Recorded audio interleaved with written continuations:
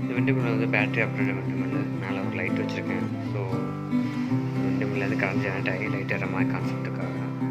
But இது battery operator விண்டுமில் தான்.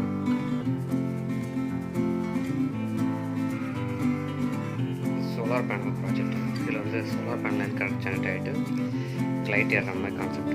பார்த்தீங்கன்னா சன்லைட் டேரக்டாக படலை, அதை மூவ் பண்ணுறேன். பார்த்தீங்கன்னா இப்போ லைட் எரியுது, எரியல பாருங்கள், புரியுதுங்களா? சன்லைட் டேரக்டாக படும்போது பேட்டரி எதுவுமே கிடையாது, டேரக்டாக அதுலேருந்து ஆஃப் ஆயிடுச்சு. தெரிஞ்சுங்களா? ஆஃப் ஆயிடுச்சு.